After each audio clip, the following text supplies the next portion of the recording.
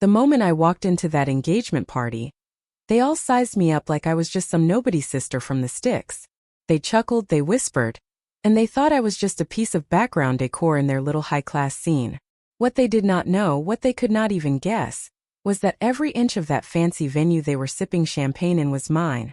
And by the time this night was over, that one whisper of theirs was going to strip them of everything they thought they wanted. My name rarely made people pause. It never carried weight in a room, never turned heads, never sparked curiosity. I was the sister who showed up quietly and left the same way. At least that was how everyone chose to see me. I am 31 years old, born and raised in a town most people would drive through without noticing. The kind of place where everyone knows your last name before they know your dreams. Growing up there taught me how early labels stick and how hard people fight to keep you inside them. At home I was never the obvious choice. My brother filled rooms with ease, confidence wrapped around him like a tailored jacket. Teachers praised him. Relatives bragged about him. Strangers remembered his name.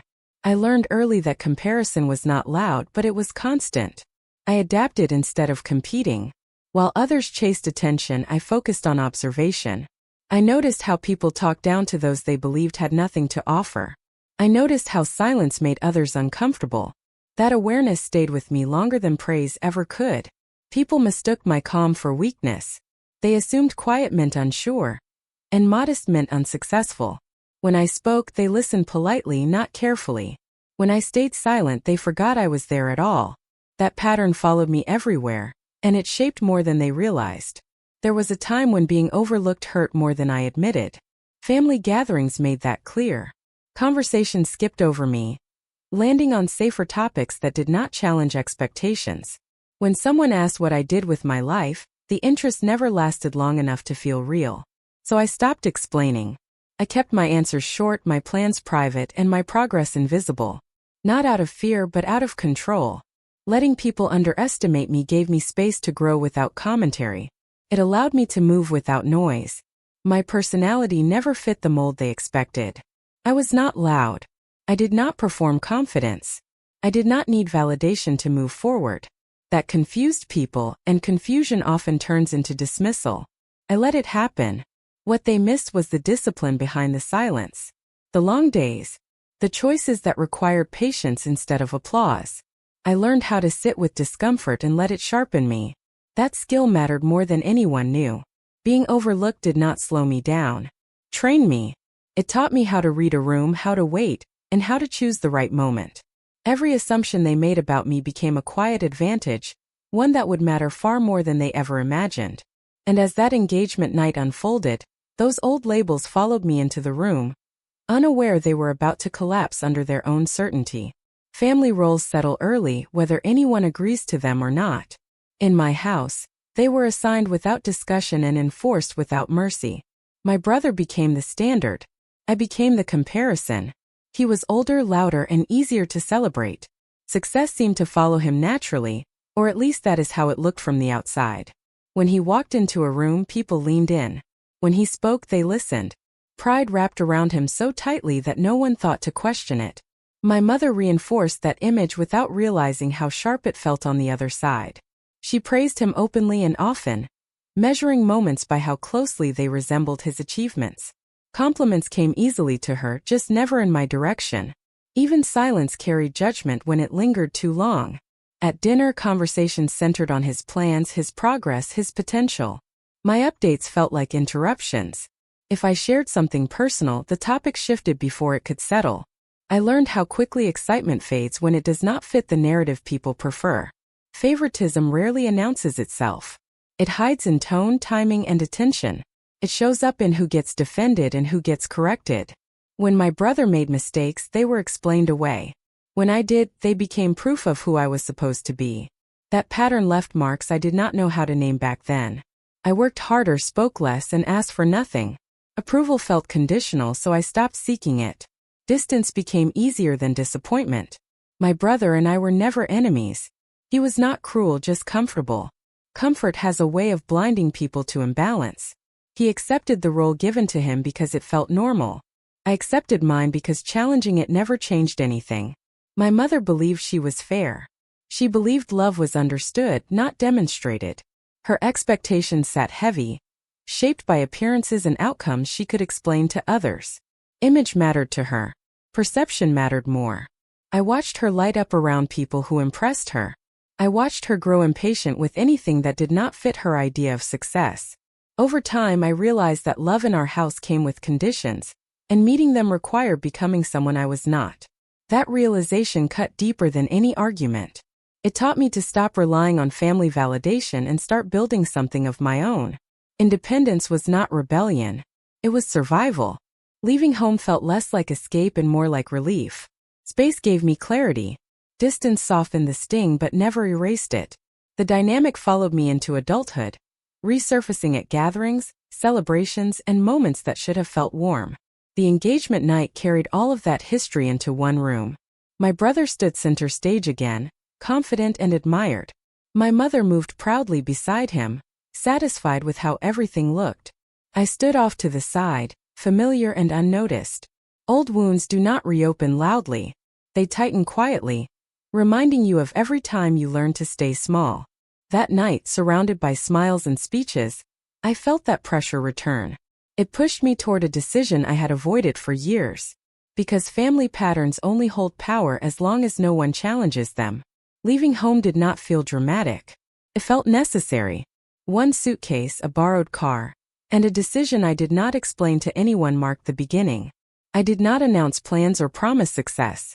I simply went where no one was watching. The early years tested every assumption I had about strength. I worked jobs that demanded long hours and offered little recognition.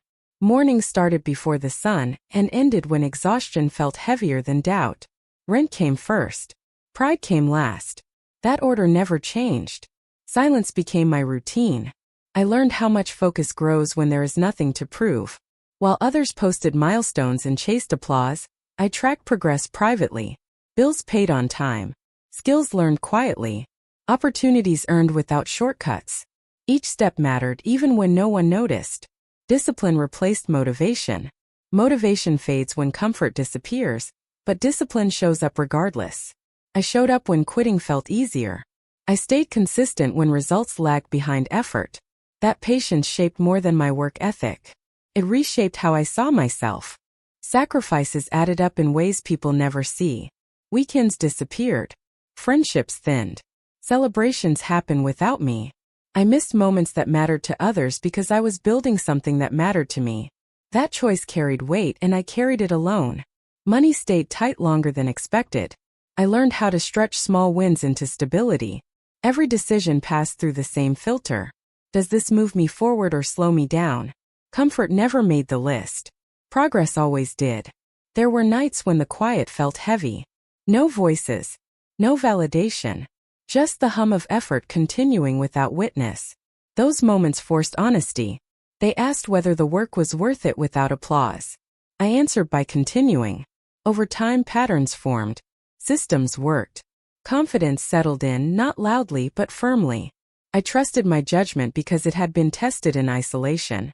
That trust mattered more than encouragement ever could. People back home assumed I struggled. They pictured limitations because they never saw evidence otherwise. I let them. Correcting assumptions takes energy better spent elsewhere. Being underestimated created room to grow without pressure. I kept my life simple on purpose. No signals. No displays. No explanations. Real progress rarely needs an audience. It needs consistency. That belief guided every decision I made. The silence also taught me how to observe. I watched how people treated service staff. I listened to how they spoke about success. I noted who respected effort and who only respected outcomes. Those observations became tools later, though I did not know it at the time. Distance from family helped me breathe. Expectations lost their grip when they could not reach me daily. I built routines that belonged to me alone. That independence felt unfamiliar at first, then essential. What looked like isolation from the outside was focus from within. Every sacrifice sharpened intention. Every quiet win reinforced direction. I did not need approval to continue. I needed clarity. By the time invitations started arriving again, my life no longer fit the assumptions attached to my name. The quiet had done its work. Discipline had replaced doubt. Silence had built something solid. And that solid foundation was already in place long before I walked back into a room where everyone believed they still knew who I was. Success did not arrive with noise or announcements. It grew quietly, shaped by choices made when no one was paying attention. While assumptions followed me like shadows, progress happened in rooms far from familiar faces. The first real breakthrough came from learning how systems work. I paid attention to structure, not status. I watched how decisions were made, how money moved, how responsibility was distributed. Understanding replaced ambition. That shift changed everything. Growth followed discipline, not luck. One opportunity led to another because I treated each one seriously, even when the stakes felt small. I learned how to scale effort, how to delegate without losing control, and how to trust data more than opinions.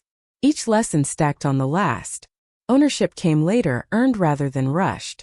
The first contract felt unreal not because it was large but because it represented proof. Proof that patience compounds. Proof that quiet consistency builds leverage. I signed documents without celebration and returned to work the next morning. Power stayed private by choice. Visibility attracts commentary, and commentary distracts from execution. I preferred clarity over applause. My name did not appear where it could be questioned. Results spoke in places that mattered more. Expansion required restraint. Every decision passed through a filter shaped by experience. Is this sustainable? Is this ethical? Does this protect the people who depend on it? Leadership meant thinking beyond profit even when no one was watching. The company grew because culture came first. I valued competence, accountability, and respect. Titles mattered less than outcomes. Trust mattered more than control. That approach created loyalty without theatrics. I avoided public association on purpose. Staff knew me as present and precise, not performative. Partners knew me as prepared and consistent. That reputation traveled quietly, carried by results rather than reputation. At home, no one noticed. Silence kept assumptions intact. My family saw absence, not achievement. I did not correct them. Explaining success before it is necessary often invites misunderstanding. Privacy preserved focus. The properties came next, one at a time. Each acquisition demanded attention, patience, and negotiation. I learned how to read people across tables, how to recognize confidence that masks uncertainty, and how to wait when others rushed. Control increased without altering my routine. I dressed the same. I spoke the same. Comfort did not signal progress. Stability did. That distinction mattered. Ownership changed how I saw spaces. Rooms became systems. Events became logistics.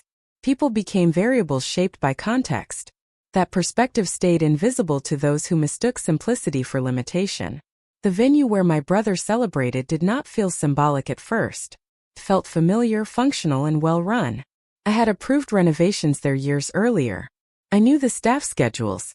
I knew the margins. I knew exactly how that night would operate. What no one else knew was how much intention lived beneath that surface.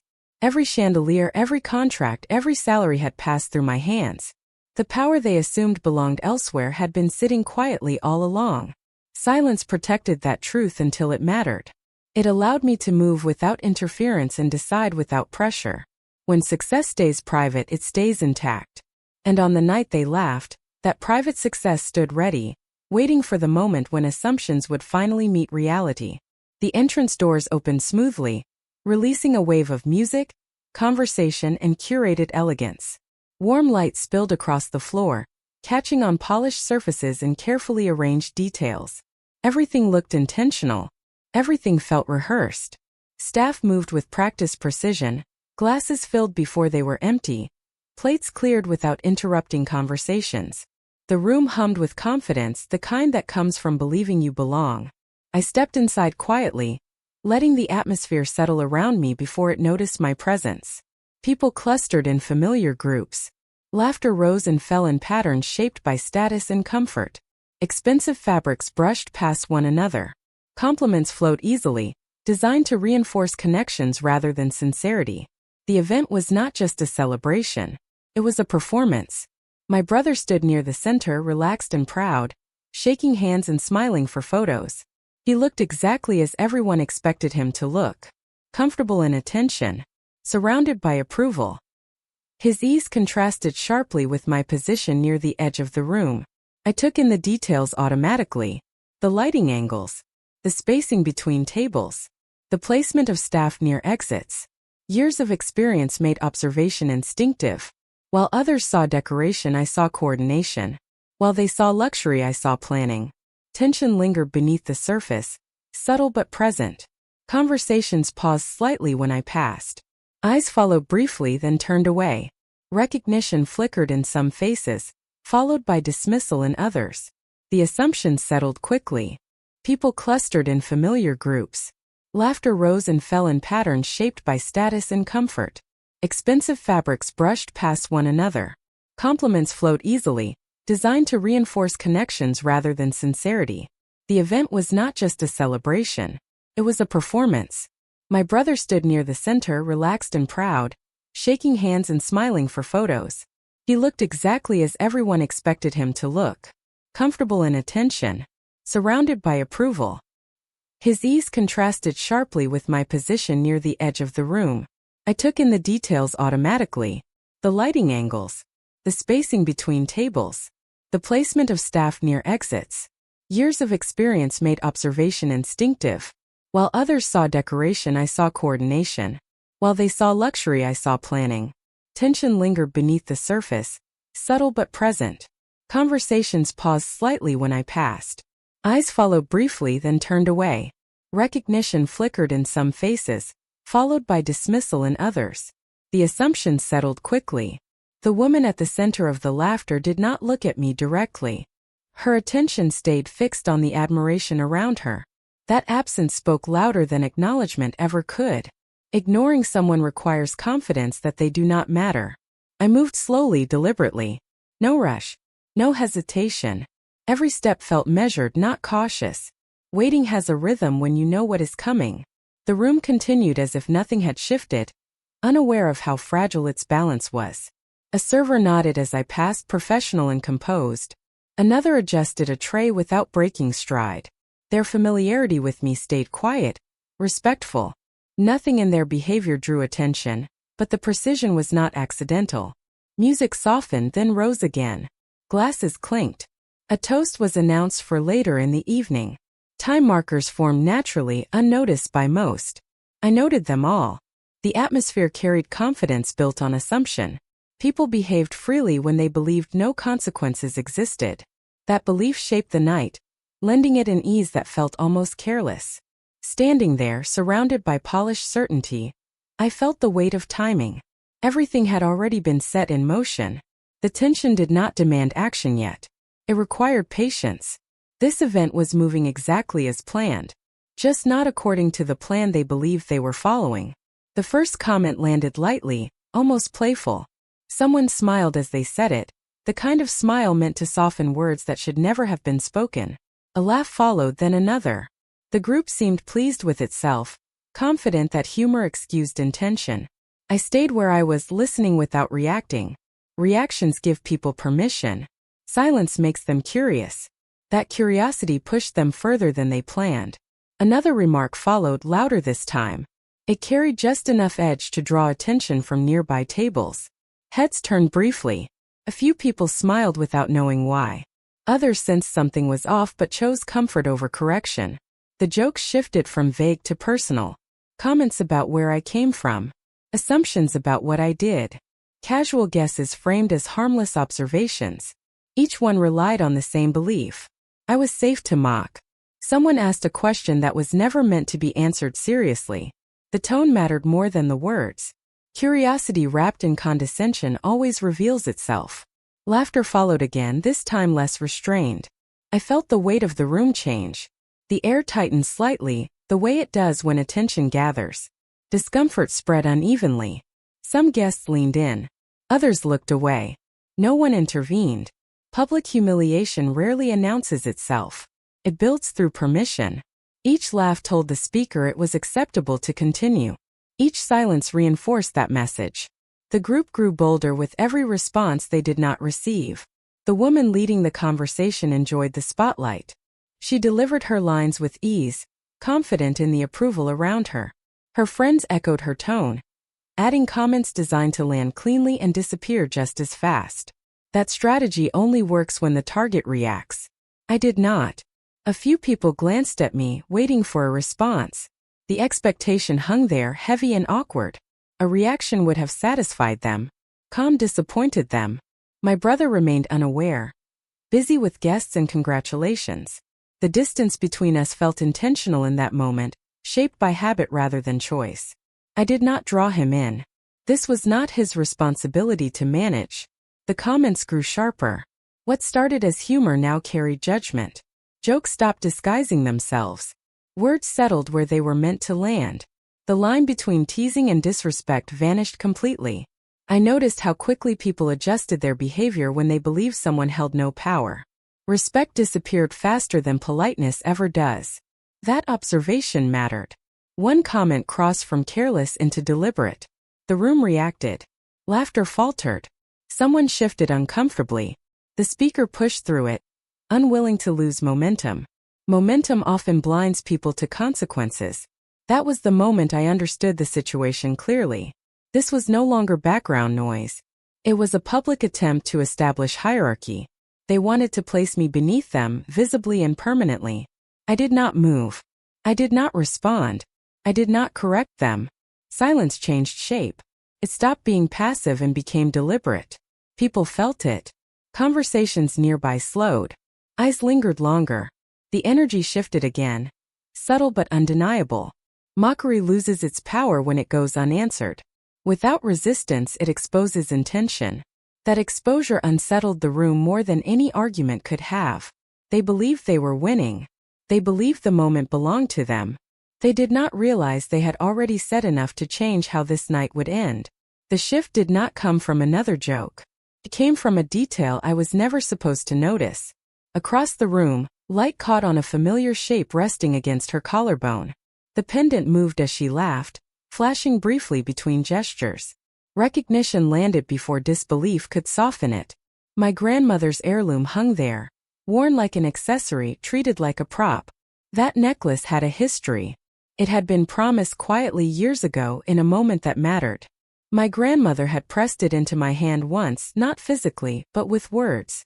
She said it belonged with someone who understood patience and work. Someone who would carry meaning without display. I looked again, hoping I was wrong. I was not. Heat rose behind my eyes, sharp and unexpected. This was not a misunderstanding. This was a boundary crossed with intention. Someone had decided what mattered to me could be taken without asking. I traced the path quickly. My mother. A decision made for appearances. A gift chosen to impress. Consent never entered the equation. Trust rarely survives that kind of choice. The room felt smaller. Sounds dulled at the edges. Laughter continued, unaware it had stepped onto something sacred. That ignorance cut deeper than mockery ever could. This was no longer about status or pride. It was about erasure. About taking something personal and turning it into decoration. About deciding my history held less value than their image. I watched her adjust the clasp absent-mindedly, completely at ease. No hesitation. No awareness. The ease told me everything. She believed it belonged to her now. Anger stayed controlled, focused. It did not rush. It settled. The kind that sharpens rather than burns. I thought of the quiet years. The choices made without witnesses. The discipline built without recognition. All of it had been dismissed moments earlier as small, insignificant, unworthy. Now this. Proof that dismissal extended beyond words. My mother stood nearby, smiling proudly. Her posture said this decision made sense to her. The sight clarified something I had avoided naming for a long time. Expectations had always outweighed understanding. I did not approach anyone. I did not ask questions. Answers were already present. Asking would only invite excuses shaped to protect comfort. Instead, I observed. I watched how easily trust was traded for approval. I watched how quickly sentiment bowed to perception. That observation settled the last doubt I had been carrying. This was personal now. Mockery could be dismissed. Assumptions could be tolerated. This could not. Something meaningful had been taken without permission, and that required response, not reaction. I adjusted my stance and took a steady breath. Control mattered more than emotion in moments like this. Timing mattered more than truth. The necklace rested there, gleaming under borrowed lights, unaware it had just changed the course of the night. And in that quiet realization, patience shifted into purpose. Laughter has a rhythm when it feels safe. It rolls easily unchecked, confident that nothing will interrupt it. Standing there, listening to it rise and fall around me, I understood something that had taken years to form. They were not laughing because they were cruel. They were laughing because they believed there was no risk. People behave differently when they think power sits firmly in their hands. They speak freely. They judge openly. They assume the room belongs to them. That belief shaped every word they used. I felt the familiar urge to respond surface briefly. Not anger but instinct. The reflex to correct, defend, explain. I let it pass. Reactions satisfy moments. Control shapes outcomes. Silence gave me space to think clearly. It slowed everything down. While their laughter filled the room, my focus narrowed. I noticed who joined in and who stayed quiet. I noticed who watched me carefully and who dismissed me entirely. Those distinctions mattered. Mockery loses its impact when it reveals more about the speaker than the target. That realization settled firmly. They were not defining me. They were exposing themselves. I saw how hierarchy was being established in real time. Who felt entitled to speak? Who felt obligated to laugh? Who avoided eye contact to stay neutral? Social dynamics play out quickly when pressure is applied. This room was no exception. The decision not to react became deliberate. Not passive. Deliberate. Responding now would have shifted the narrative in their favor. It would have turned me into the problem. Waiting preserved clarity. Timing matters when truth carries weight. I grounded myself in facts rather than emotion. I knew what I owned. I knew what I had built. I knew what documentation existed and where it lived. Those truths did not require defense. They required patience. Laughter continued. The group relaxed further, mistaking my silence for acceptance. That misunderstanding worked in my favor. Underestimation creates openings. I thought about the necklace again. The disrespect attached to it sharpened my resolve. This was not about winning an exchange. It was about correcting a pattern. Patterns only change when someone interrupts them properly. I reminded myself why I had stayed quiet for years. Silence had protected my progress. It had given me leverage without scrutiny. Breaking it too soon would waste that advantage. So I stayed exactly where I was. Calm. Observant. Unmoved. Inside something shifted. Hurt gave way to clarity. Clarity brought decision. The decision was simple. Not now. The laughter reached another peak. Unaware it was approaching its last moment of comfort. The hallway outside the ballroom offered a brief pocket of quiet. Music softened behind closed doors, replaced by the low hum of voices carrying from a side corridor. I slowed my pace without turning my head, letting the sound reach me naturally. Two people stood just beyond the corner, close enough to speak freely, far enough to believe they were unheard. One voice belonged to her father. The other I did not recognize, but the tone was urgent, tight with calculation rather than celebration. He spoke about timelines, not happiness. About delays, not vows. The words did not match the occasion. Weddings inspire optimism. This conversation carried pressure. I paused near a decorative column, posture relaxed, attention sharpened. Listening requires stillness. They did not lower their voices. Confidence does that to people. He mentioned money in passing, framed as reassurance. He spoke about how the marriage would stabilize things, how joining families would calm investors. The word investors landed heavily. It did not belong in a conversation about love. The second voice asked whether everything would hold until after the ceremony. There was tension in the question, expectation rather than hope. He responded quickly, almost too quickly, insisting they only needed to get through the night. Get through. The phrase settled uneasily. I heard a name I recognized, followed by another I did not.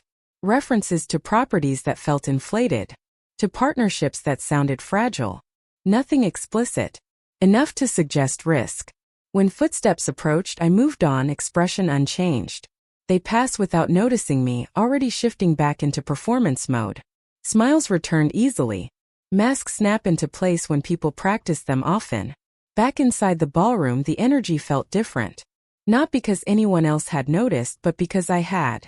Context changes everything. I replayed the conversation quietly, sorting information from assumption.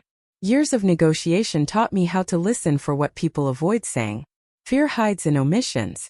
Pressure reveals itself in speed. Their confidence earlier suddenly made sense. It was not rooted in security. It was borrowed. Borrowed confidence always overcompensates. I watched them interact again, now with new eyes. His jaw tightened every time his phone vibrated.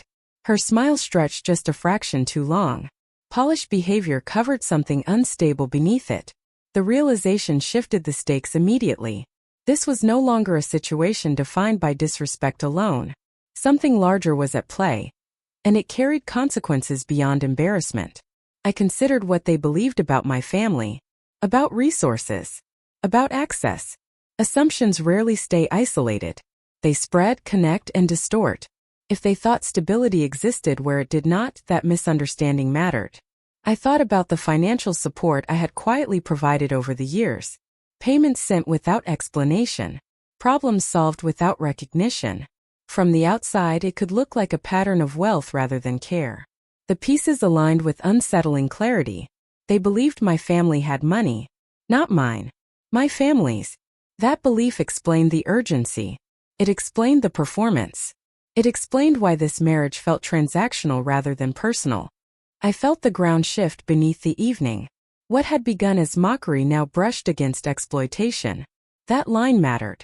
I needed confirmation. Assumptions without evidence invite mistakes. I scanned the room for someone I trusted. Near the service entrance, I spotted the general manager, clipboard in hand, overseeing staff with quiet authority. Our eyes met briefly. Recognition passed without acknowledgement. Trust does not require words. I approached calmly and asked for a moment. Nothing about my tone suggested urgency. Urgency invites questions. I told him I needed background information on the family hosting the event. Public records. Business affiliations. Anything accessible. I did not explain why. He did not ask. Professionalism lives in restraint. He nodded once and moved away, already dialing. I returned to the room, posture unchanged, mind racing quietly. What I had overheard did not just change the tone of the night.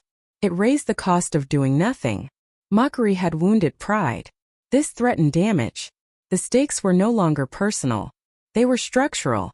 And once structures begin to crack, timing becomes everything. Observation changes when purpose sharpens it. I moved through the room with the same quiet presence I had practiced for years, but my attention narrowed, focused on patterns rather than people. They stayed close to each other, tighter than before. Conversations felt rehearsed. Smiles appeared on cue, then faded too quickly when attention shifted elsewhere. Confidence, when borrowed, demands constant maintenance. I watched her father first. His phone never left his hand. Each vibration pulled his eyes downward, jaw tightening before he masked it with charm. He laughed loudly after calls, as if volume could erase worry. It never does. Her mother mirrored the tension differently. Jewelry adjusted too often. Hands clasped, unclasped. She scanned the room not for joy but for threats. That behavior belongs to people protecting something fragile. She remained the calmest of them all. Too calm. Her ease did not come from security. Came from entitlement. She believed the future had already been negotiated in her favor. People like that stopped checking the ground beneath their feet. I noted who gravitated toward them and who kept distance. Opportunists lean in when they smell advantage. Cautious people step back. That separation mapped itself clearly across the room. Staff behavior added context. Servers adjusted routes subtly, avoiding one section more than others. The general manager repositioned himself near the service corridor, attentive but unobtrusive. Information was moving quietly the way it should. I stayed peripheral, present without demand. The best vantage points rarely sit at the center. From the edges, everything aligns. Conversations I passed offered fragments. Comment about refinancing. A joke that landed too hard about timing. A reassurance offered too quickly. None of it was proof. All of it pointed in the same direction.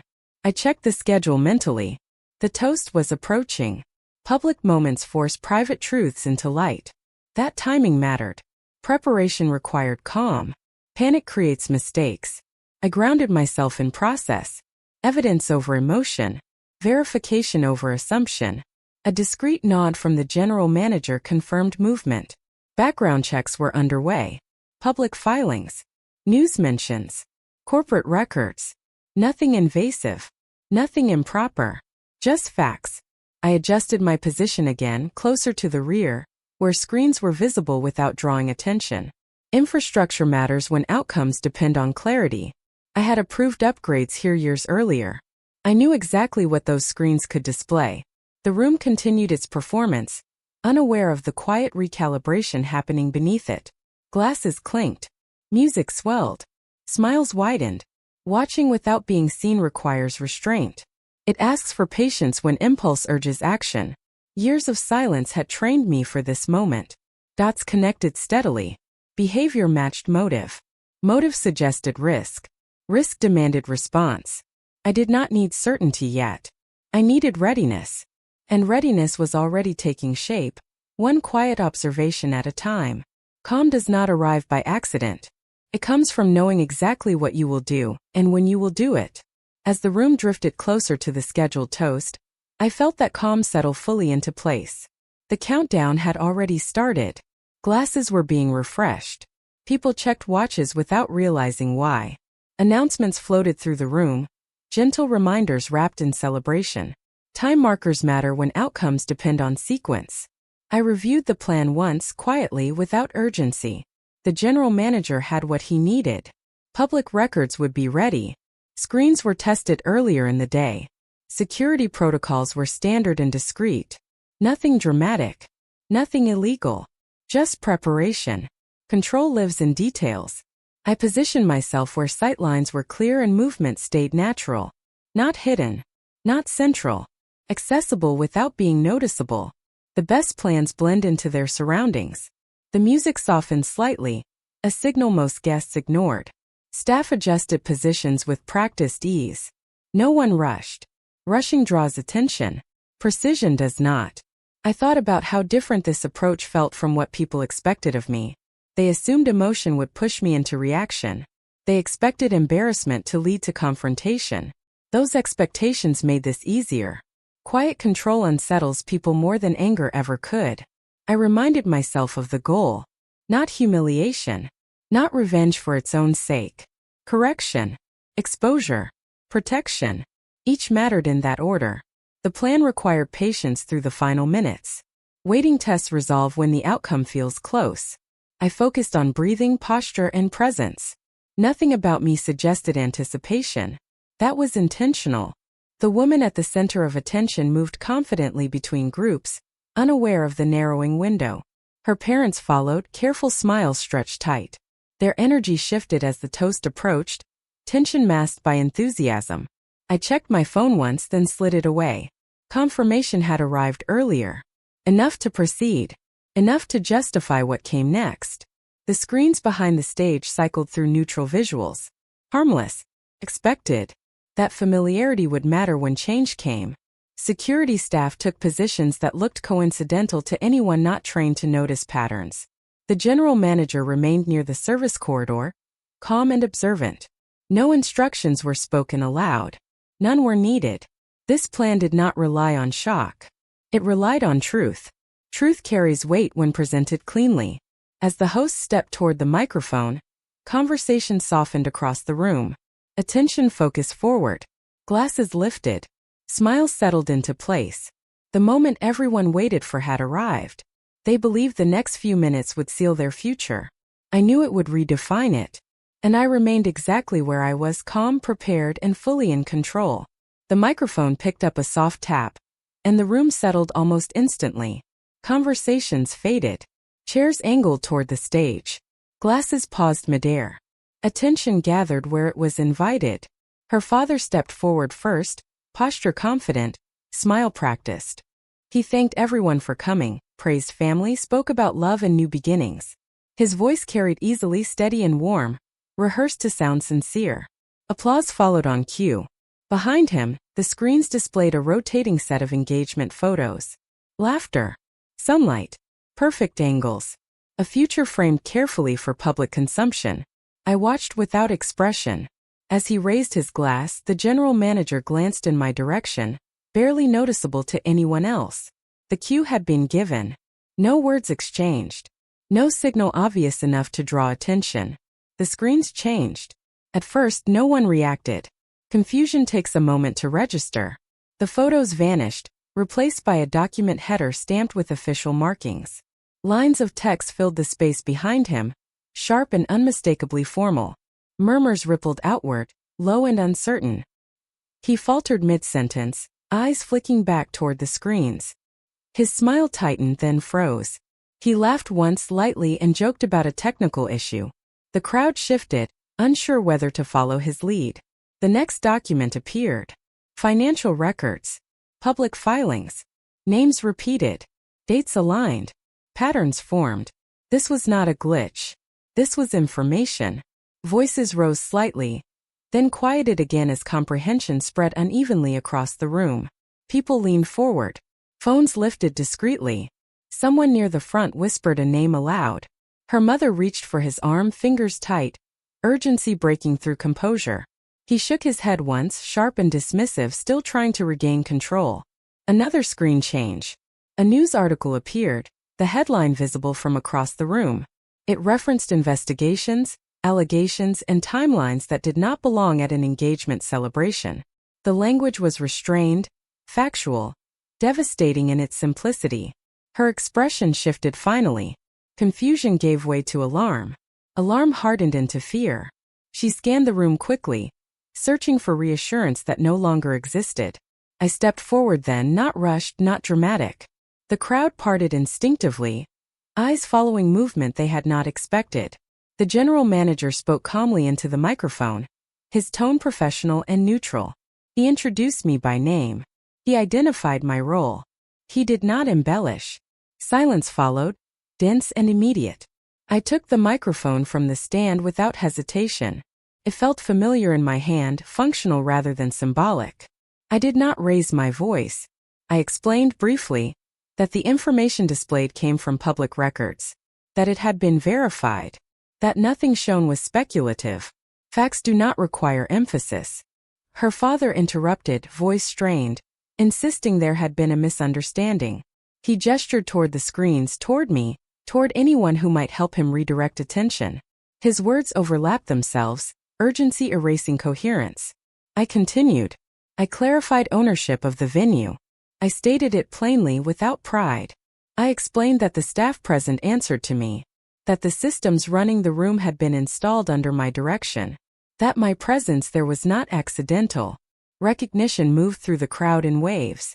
Her accusation came sharp and desperate. She called the presentation false. She questioned my motives. She reached for my brother, appealing to familiarity, to emotion, to anything that might restore ground. He did not respond immediately. The doors at the back of the room opened quietly. For individuals entered, dressed plainly, badges visible only when they needed to be. Their presence changed the atmosphere instantly. Authority carries a different weight when it does not announce itself. They approached the stage without urgency. Names were spoken clearly. Requests were made professionally. Resistance was not met with force. It was met with procedure. Her father's voice broke then, volume rising, control gone. Her mother cried openly, hands shaking. She stood frozen, staring at the screens as if they might change again.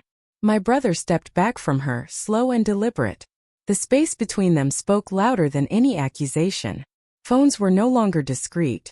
People documented openly now, eyes wide, adrenaline replacing confusion. Conversations broke out in hushed clusters, shock cutting through celebration. The authorities escorted them away without spectacle. No struggle. No scene. Just inevitability. As they passed me, her eyes met mine for the first time that night. There was no insult left in them. Only disbelief. The screens returned to neutral visuals. Music did not resume. No one suggested it should. The power shift completed itself without applause. Truth has that effect. It does not need volume to land. It only needs the right moment. And that moment had arrived exactly on time. The room remained still long after the doors closed behind them. People stood where they were, unsure whether to move or speak, as if the space itself needed permission to breathe again. Glasses rested untouched. Conversations stalled mid-thought. Celebration had drained out of the room, leaving only reality behind. Faces told different versions of the same truth. Some showed disbelief. Others showed embarrassment for having laughed earlier. A few looked unsettled by how quickly certainty had collapsed. Confidence, once stripped, leaves people exposed. My brother stayed near the stage, hands clenched at his sides. The weight of what had happened settled into his posture slowly. He did not chase after them. He did not speak. Distance had made the decision for him before words ever could. Guests began to whisper openly now. Speculation replaced jokes. Names were repeated in disbelief. Phones buzzed continuously. People looked for explanations that would make the situation feel less final. None appeared. The woman who had led the mockery earlier sat down heavily, her composure gone. She avoided eye contact with everyone, not just me. Regret looks different when it has no direction to escape. My mother stood frozen near the front, her expression unrecognizable.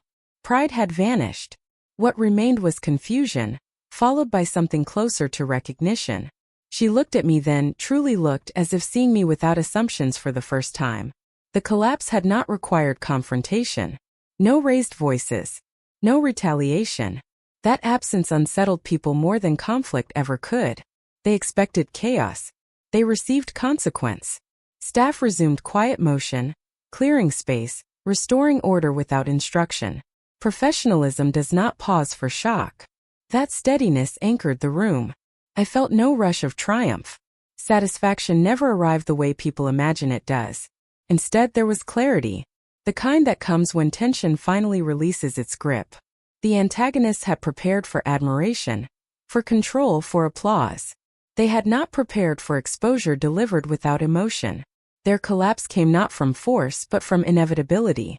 My brother approached slowly, hesitation written across his face. He stopped a few steps away, words forming and dissolving again. He looked older somehow, the night having stripped something away.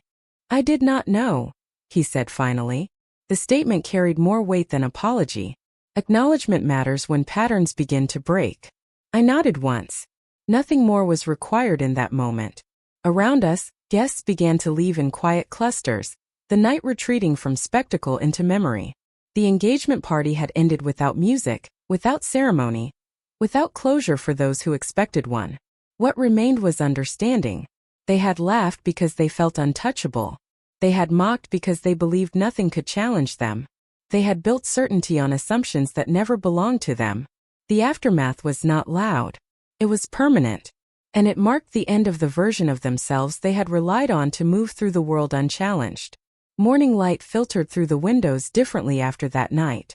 The city looked the same, but my relationship to it had shifted. When truth surfaces, it rearranges more than events. It rearranges perspective. My brother came to see me a few days later. He did not arrive with explanations or defenses. He arrived quietly, shoulders tense, eyes tired. The confidence he carried for years had cracked, and what remained was honesty. He told me he had ignored signs because they fit the story he wanted to believe. Hearing that did not erase the past, but it acknowledged it. We talked longer than we ever had before. Not about success or failure, but about distance. About assumptions. About how easy it is to accept roles when they benefit you. He listened this time. That mattered. My mother followed later. Her visit was slower, more careful. Words came unevenly, shaped by regret rather than control. She admitted she had valued appearances over understanding, certainty over curiosity. Admitting it did not fix everything, but it opened a door that had been closed for a long time. Healing does not arrive fully formed. It builds through consistent effort, just like everything else that lasts. We did not rewrite history. We acknowledged it. That distinction allowed peace to settle without pretending damage never happened. I returned the necklace to its place, not out of triumph but out of alignment. Some things regain value only when they return to the hands meant to hold them. That moment felt quiet, grounding, complete. Work resumed as usual. Meetings. Decisions. Growth plans. Stability did not pause for drama. Life continued steady and reliable. That continuity reinforced the lesson I had learned years ago and finally understood fully. Power does not need announcement. It does not demand recognition. It functions best when grounded in preparation and restraint. Loud reactions satisfy moments. Calm responses shape outcomes. Being underestimated had once felt like a disadvantage. I see it differently now. It offered freedom. It removed pressure. It allowed me to move with intention rather than defense. Silence became strategy, not avoidance. I also learned that boundaries matter more than approval. Respect built on fear collapses quickly. Respect built on clarity holds. Helping others became intentional after that. I paid closer attention to who was overlooked and why. Potential often hides behind quiet. I made space for it when I could. That choice felt like closing a loop rather than opening a new one. The night they mocked me did not define me. It revealed them. That difference carries weight. Growth does not always look like winning. Sometimes it looks like walking away lighter, clearer, and more grounded than before. I did not raise my voice.